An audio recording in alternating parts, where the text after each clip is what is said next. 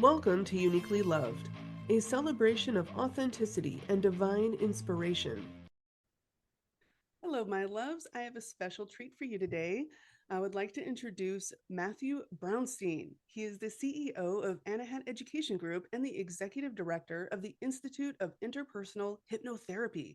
Matthew founded the International Association of Interpersonal Hypnotherapists and OnlineMonastery.com, where he teaches the Anahat Meditation System. He is the author of 5 books, including The Sacred Geometry of Meditation, The Sutras on Healing and Enlightenment, and Interpersonal Hypnotherapy. Matthew is a student and teacher of A Course in Miracles and offers free classes on meditation, hypnotherapy, spiritual growth, and life mastery work through the Institute. He is the founder of the Interpersonal NLP Society, Silent Light Publishers, and IGE Business Networking Groups. When he's not working on the vision of Anahat Education Group, Matthew enjoys hiking, kayaking, yoga, and meditation from his home in the Adirondacks Mountains of upstate New York. Matthew, thank you for being here. Welcome to the show. Thank you, Nikki. I appreciate you having me on. So can you tell us a little bit about your personal journey to all the awesomeness that you're doing? Thanks. Yeah, all of those things that you just read about really started with one intense spiritual experience that happened out of the blue when I was 19 years old. I was in college at the time, and for no reason I understood, but I dedicated my life to try to understand it.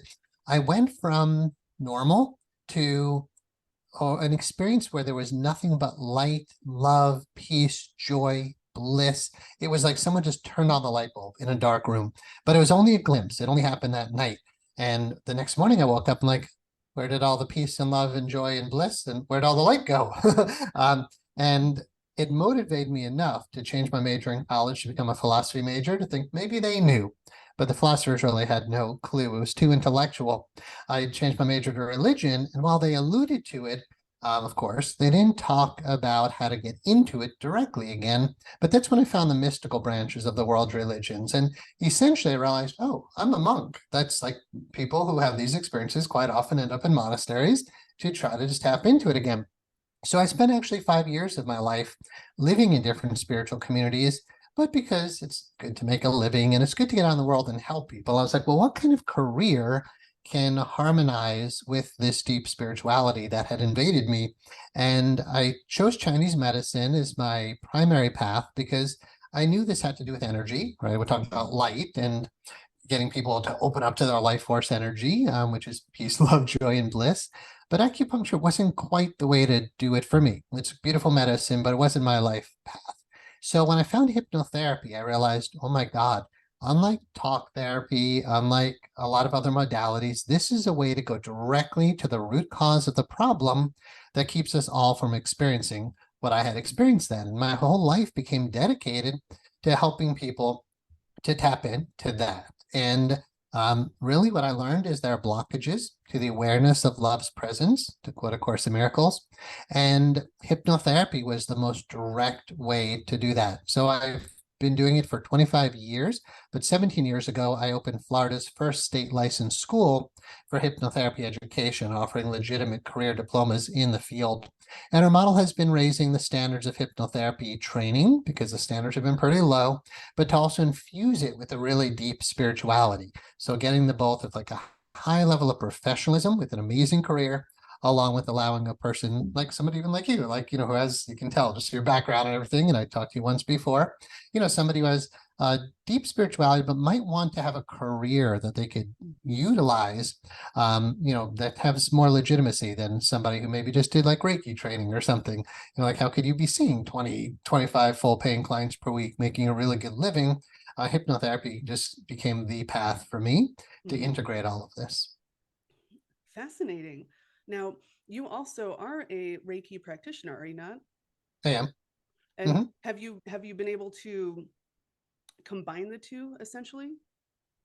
You could, but because I went from Reiki training, because I learned there's blocks to the awareness of love's presence, right? So how do you clear the blocks? Well, they're energy blocks, so let me learn Reiki. But that was only an introduction. to a much deeper work. So when I went to Chinese medical, two different Chinese medical colleges, I learned essentially everything. I mean, it's a lifetime study, but I spent years learning about energy medicine from a Chinese medical point of view. But what I really concluded through all those studies was the mind is the problem. And then I had to ask myself, how does Reiki actually heal the mind? And while yes, level 2 has a way to kind of offer like your own psychic, your own mental thought transfer to the other person, it still wasn't in-depth facilitation work. So I found Reiki wasn't quite enough, and therefore even Chinese medicine wasn't quite enough. What I learned in the history of hypnotism, Franz Anton Mesmer, who kind of founded this whole movement, mesmerism, he had a strong belief that he had this animal magnetic fluid in him, this power, Reiki, that he could transfer to somebody else. But after a lot of people studied Mesmer, they realized, he's not healing through the power of energy. He's healing through the power of the mind. He's healing through the power of belief, imagination, suggestion, and imitation, which is I won't go into now, but suggestion, belief, and imagination. And once, at least personally, I realized healing that, transforming that would transform the energy body. There was no reason in my life's work to work on the energy level anymore, right? So if you say, I've got an energy block causing a certain problem, well, look into that energy block. Like, why did it get blocked? Like, why do your chakras get closed? That really comes down to the mind. And so I saw that even treating the energy body or the chakras was treating symptoms, because you have to ask, why did that get blocked in the first place? All paths generally, and from my experience, lead back to the mind when we're talking about that. Okay. And I know I call it the ego because it's where, it's all of our, preconceived notions and the programming that we grew up with. It's like, oh, you can't do this or you can't do that. It's like, well, why not? And then, it becomes ingrained and then we actually believe it. Yeah, you're right on. It's not just the mind in general that's a problem. You might even say mind is divine, right? Divine mind. Like mind is energy, mind is life force, mind is all of it. So why is mind a problem? It's the ego mind. It's the false self. Like, so when Buddha sat under the Bo tree and he meditated on why are we suffering? How do I relieve suffering? His conclusion essentially was suffering arises because of a false self. In A Course in Miracles, the suffering arises because of the ego. So yeah, you just catch on to the whole problem of like all of human suffering is one thing. It's the ego mind. And it doesn't mean it's bad. It just means there is a problem. We found the problem and we actually have solutions to resolve the problem. It's just that people don't hear the message. Then they're either looking for love in all the wrong places, or they're just treating symptoms or using modalities that don't address the ego, right? So if you agree, ego is the issue, then how could actually Reiki or an acupuncture needle or homeopathic remedy or a psychiatric medication, how does that actually transform the ego back into our true nature of spirit? And there's very few modalities that do that directly. But again, when I found hypnotherapy, I was like, whoa, this can do that. And it can do it in a professional context that you can legitimize.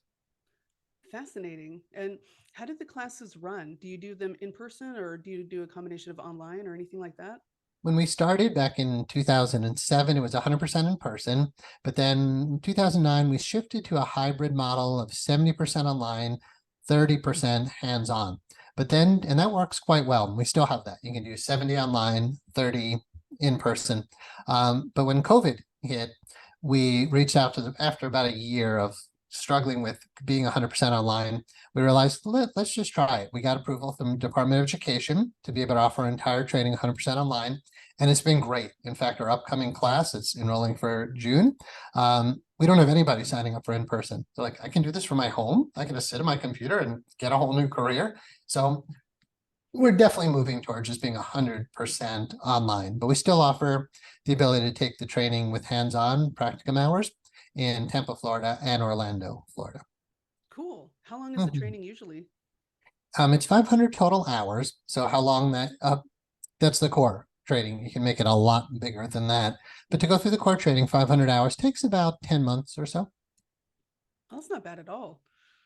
No, it's for somebody to be able to get a career or an adjunct to an existing career in less than a year at a price that's far less than what it would take to get your PhD in psychology or something. Yeah, it's my dear teacher, mentor, Mr. Gilboyne, he called it a therapy for the people.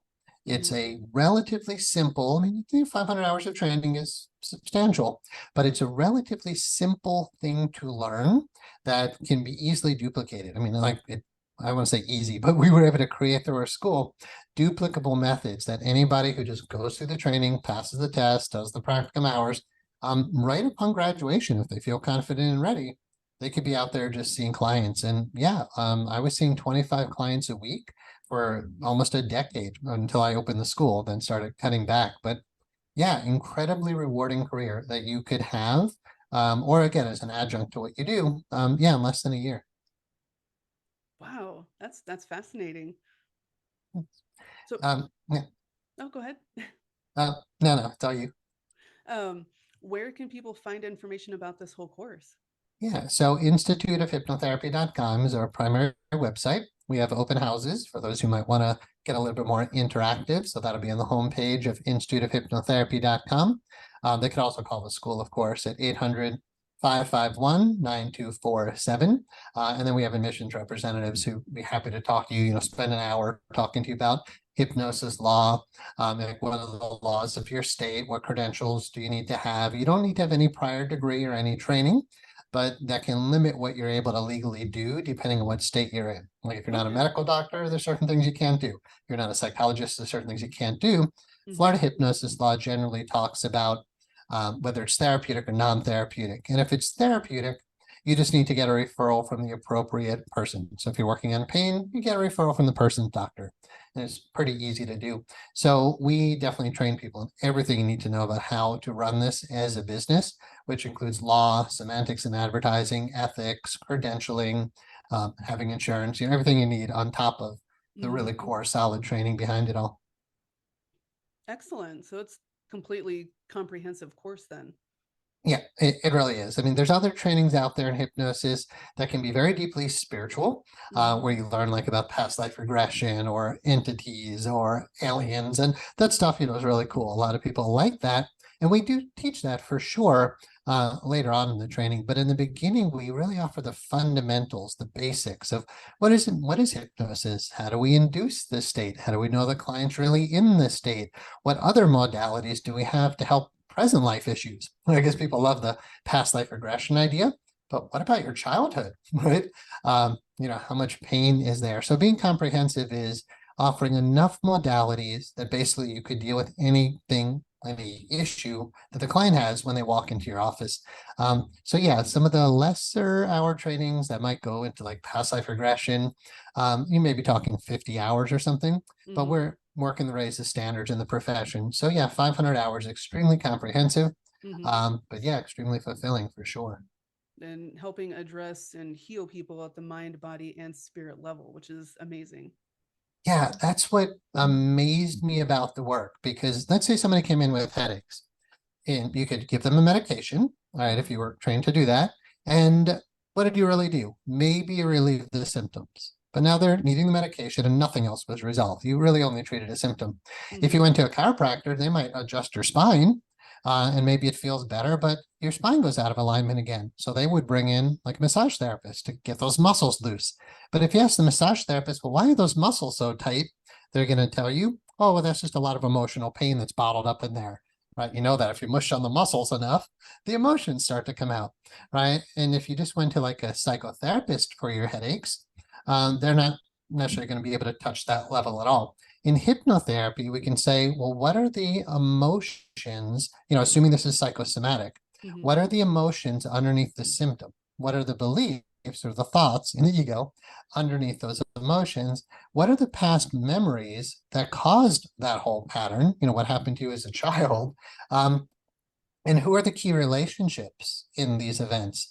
And then, of course, when you have all that pain, like you're angry at your dad, he hurt you, you feel powerless, helpless, trapped, unlovable, not good enough. You're scared, you're hurt, you're angry, you're sad. It's affecting your energy body. You're holding all this tension. It's causing disalignments. And now you have headaches. So to be holistic, truly holistic, you have to be able to resolve all those levels. But if you try to collapse the problem from the top, like, well, let's just get rid of the headache, you haven't got rid of the root. If you collapse the problem from the bottom, in what I teach is called interpersonal hypnotherapy. You're going to the very root of why that symptom would be there. And what you find is relationships within memories, with negative beliefs, with negative emotions. You can collapse the whole card house once you get into the subconscious mind and you start dealing with those memories and the relationships. So therefore, the essence of the work is forgiveness. You're not, so like you don't treat the headache, you don't treat the energy body, you're not even dealing with the emotions directly, although we address them, nor do you even have to deal with the beliefs directly. Like beliefs like I'm powerless, I'm helpless, I'm stupid, whatever's held in there. Once you get to the root of it and realize there's just an inner relationship that's unresolved, right? And usually it's a parent-child conflict, like little 5-year-old you is there with your dad, like in, or whoever hurt you, like in your subconscious. Once we resolve that, and then we clear those negative beliefs, help to remind you who you really are, we guide people into what we call the core state. So once you move through all of that pain, you move into peace, love, joy, bliss, oneness with a healed relationship. So this heals relationships, memories, false thinking, negative beliefs, negative emotions, the energy body, and headaches, or, whatever the symptom would be. Yeah. To me, that's healing. In my book, The Sutras on Healing and Enlightenment, it says healing and enlightenment are synonymous terms. So again, for me, this work isn't about hypnosis or even healing. My life work is about enlightening humanity to who we really are. And hypnotherapy can not only heal you on all these levels, but when the process is truly done well, you're much more self-realized than you were when you walked in. And yes, that's as holistic as I could ever imagine being. Now, have you found there to be like any residual, like say the example with the person with headaches, like they still get twinges every now and then, or is it usually just immediate relief and it's gone for good? Yeah. In A Course in Miracles, it teaches, the question is asked in the Manual for Teachers, should healing be repeated? And it says, true healing never needs to be repeated. If you clear the root cause of a problem, it would never come back. But it depends on how you work. If you go to a hypnotherapist who only does pain management, they might be able to get rid of the pain because the root cause is there, it's going to come back. And if you kept doing sessions for pain management, you might be able to get that symptom to go away for good. But what is that root cause going to do? It's got to find some other way to express. So, okay, we weren't allowed to have pain in the head, so we'll just send it down to the GI tract or something, we'll just make it go into your intestines. So you really need to be sure you deal with the root cause. If you clear, again, we're talking about like psychosomatic illness where the emotions, the mind and emotions are causing the problem. If you clear all those negative emotions, they won't come back. If you clear the negative beliefs you hold about yourself, they won't come back. If you clear the memories and forgive, it's a complex process, but you clear the memories and the relationships, there's no reason why that headache would ever come back because of that cause. Now, is there only one blockage, one like root cause in people? I would say no, there's like a handful. And if you're thorough enough, like in the case of headaches, we would get a medical referral to be sure it's safe to work and legal and whatnot. But once we know we're cleared with the physician to work on a medical condition, I would say in 5 to 10 sessions with me or, highly qualified practitioner, dealing with root cause issues, that symptom most likely would be gone in a session or two. You would see pain relief almost instantly. And then there's a very good chance you would heal so much of what's going on inside of you. That would never come back. But again, the cascading effect, the ripple effect of the healing through so many levels of your being and your life are profound. So yeah, it's not always easy to measure because we're not saying it's just the symptom. But yeah, 5 or 10 sessions with a really well-trained hypnotherapist could change someone's life forever. Fascinating. Yeah. Now, for somebody who's never been to hypnotherapy, what could a session look like in general? Yeah, there's usually like 5 core main sessions that we work with. So each of them will be different.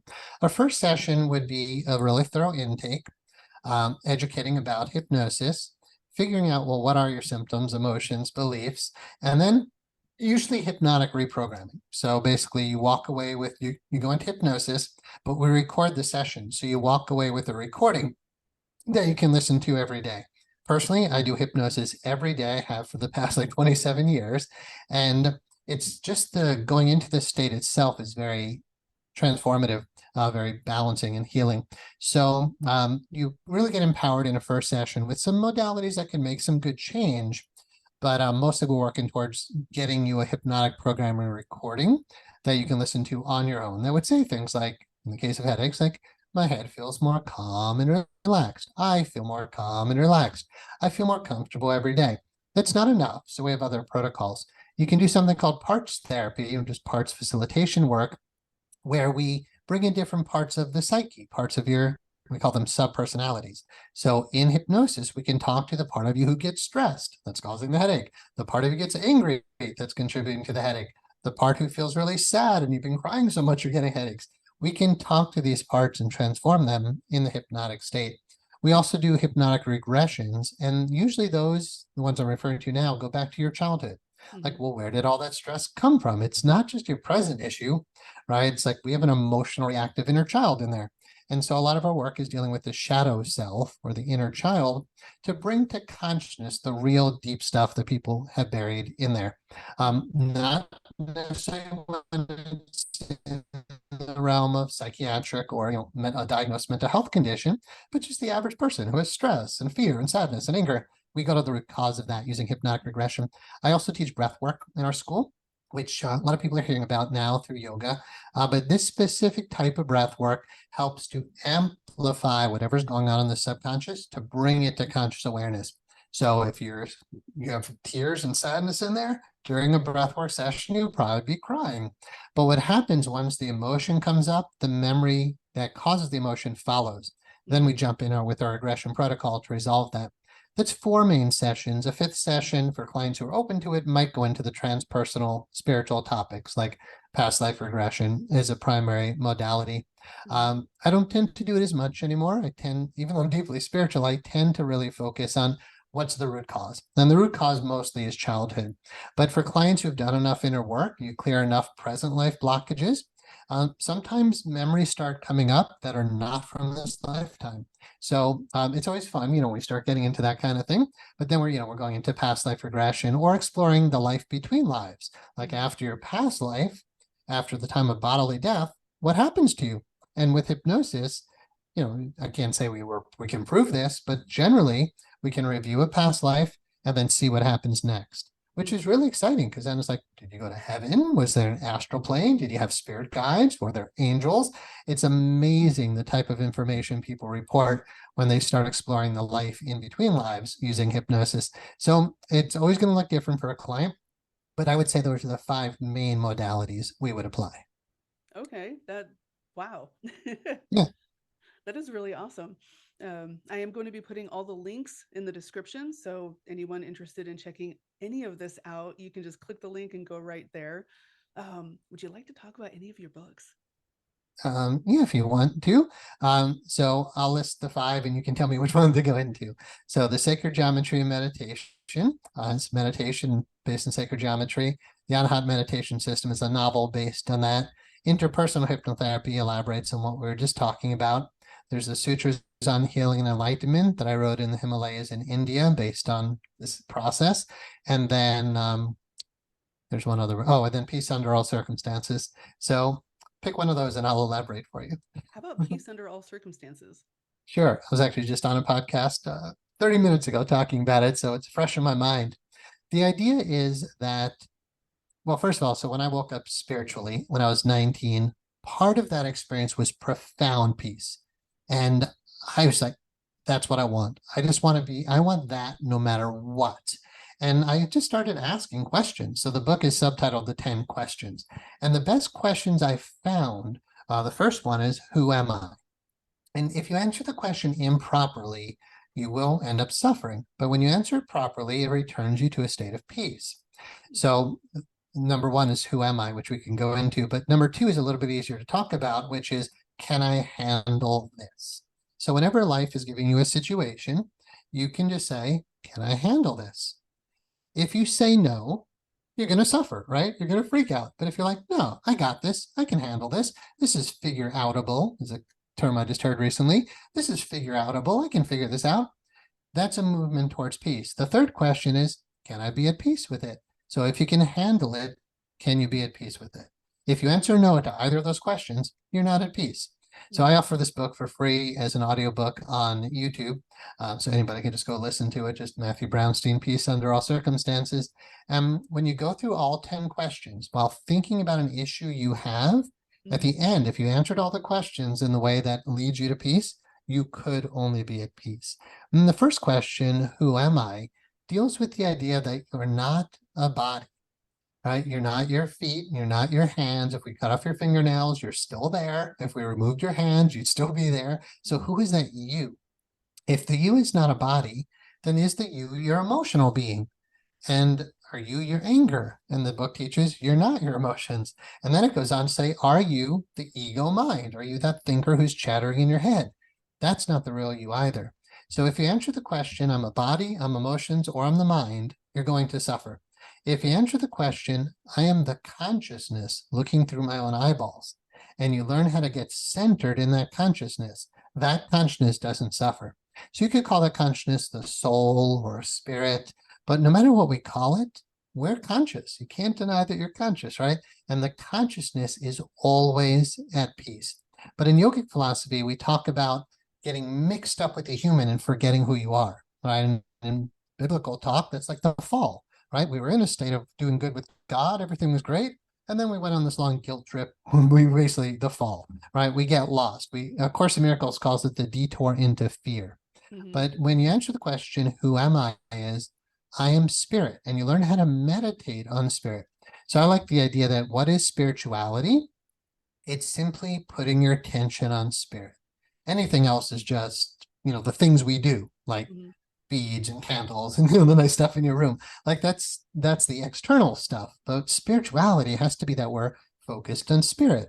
And who is that spirit? It's us. So the book teaches you to learn how to meditate on your own consciousness as the spiritual being that you are.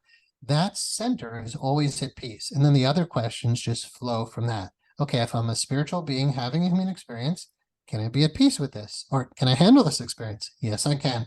Can I be at peace with it? Yes, I can. And then other questions are things like, have you suffered enough? Yes, I've suffered enough. Are you willing to let this go? Yes, I'm willing to let this go. Would you rather be right or would you rather be happy? I think I'd rather just be happy. If you answer all those questions properly, you really can't, no matter what's happened in your life, you can't be out of peace for very long because there's always a way to get back to it.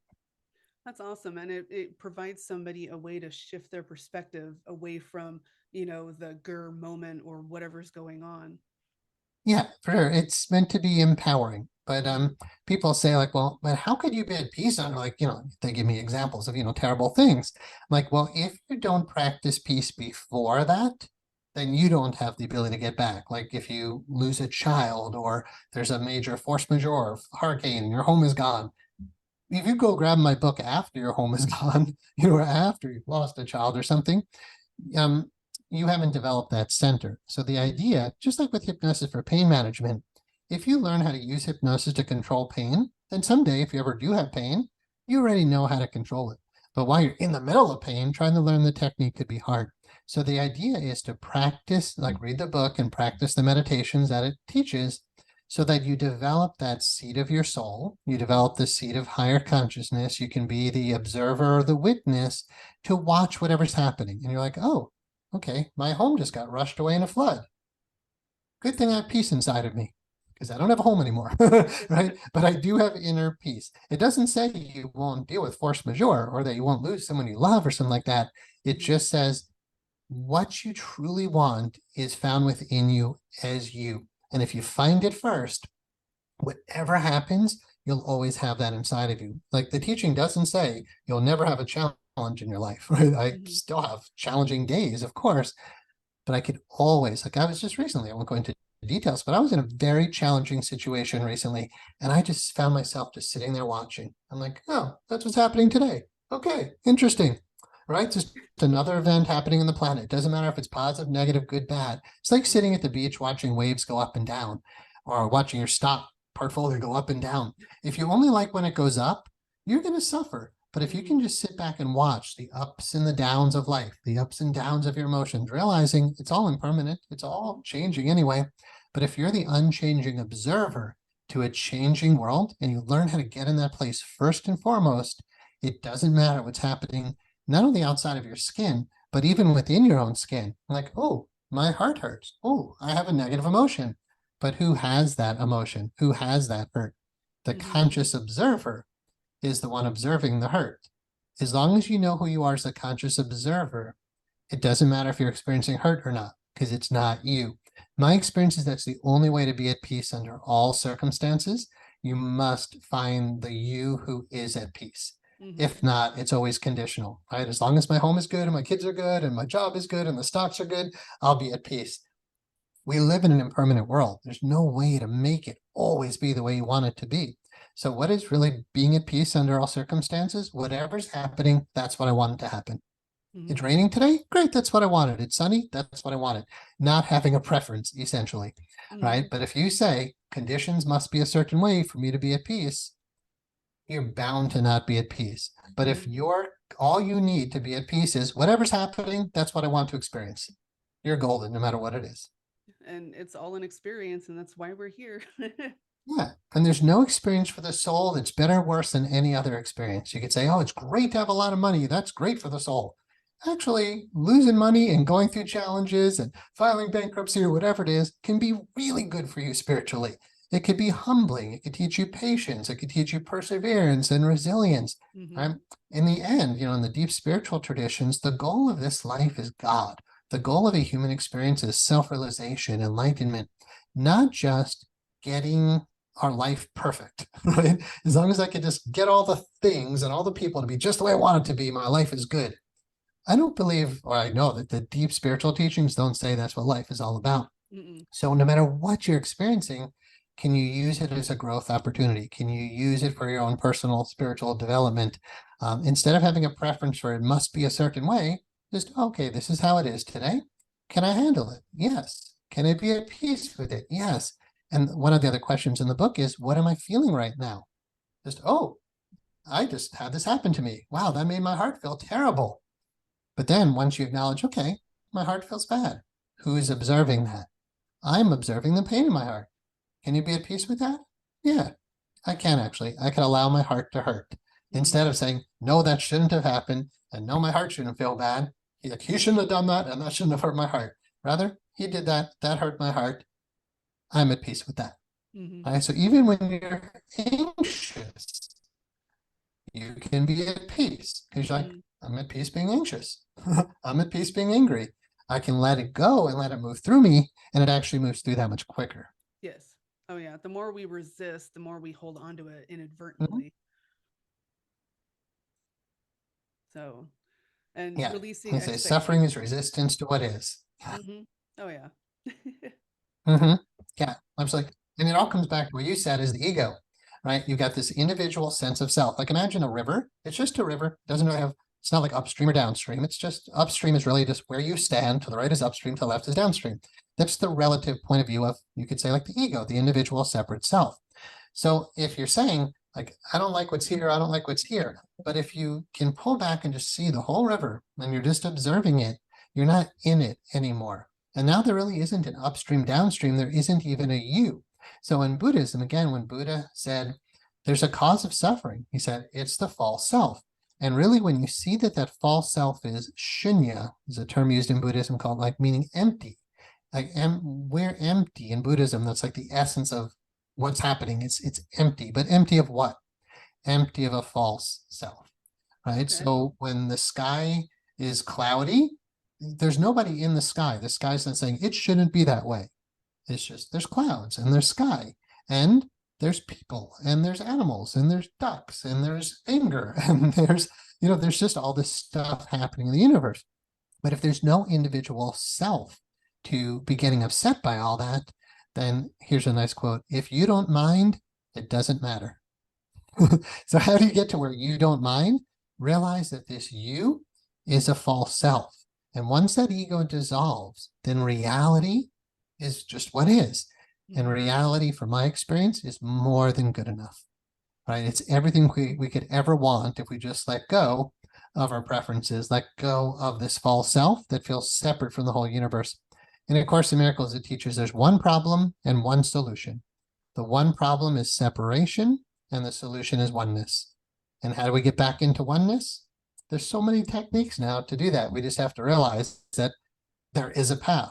Yeah. Get out of the feeling of separation, return to oneness, return to love, return to peace. And yes, you can be at peace under all circumstances. I love that. Yeah, I dedicated my life to this stuff. So yeah, it's just unfortunate not enough people practice it. I'm definitely putting that link in the description as well. So all my listeners can definitely watch the video and check everything out and put it into practice, because consistency is key. It really is. Yeah, I mean, I teach meditation, and the first thing I teach is do it.